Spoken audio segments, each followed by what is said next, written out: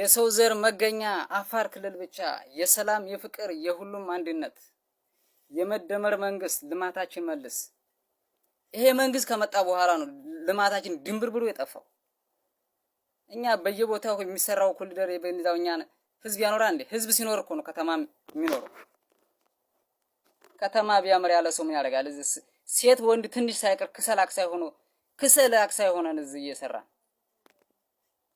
ክሰል እንኳን እዚህ 250 ብር እዚህ እየገዙ ደሴ ኮምቦልቻ መቀሌ 700 800 ብር ይሸጣል። እንደዛ አይነት ለነጋዴ የመጣ መንግስት እኛ የት ነው የምንደርሰው?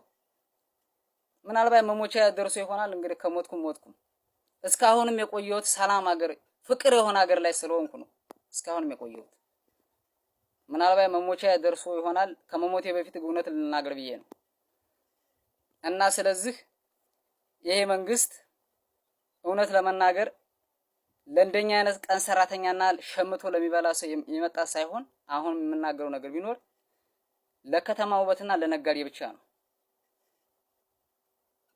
መንግስት ሰራተኛ እንዳይጮህ ያው እንደምታውቁት ነው በየወሩ፣ ነጋዴም እንደዛው፣ ገበሬም እንዳይጮህ ማዳበሪያ ፋብሪካ እየሰራሁ ነው ይላል። የኛ የት ላይ ነው? የኛ የት ላይ ምንድነው? የኛ ምንድነው? የት እንድረስ? እስኪ ዝቅ ያለም ነገር እስኪ አስቡት። ይሄ ከተመቻችሁ ሼር እና ኮፕሊክ ያደርጋችሁ ሼር አድርጉት። እኛ እንደኛን ገና ወጣ እንደዚህ ሆነን እኛስ የትም ሩጠን ኑሯችን እናሸንፋለን።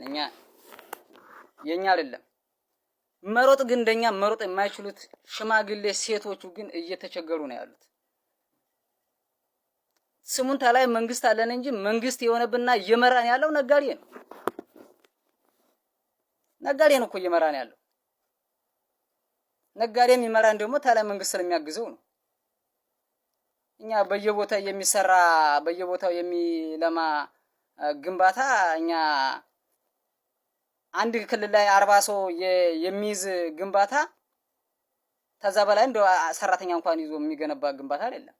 ይሄ ግንባታ እኛን የሚያኖረን አይደለም።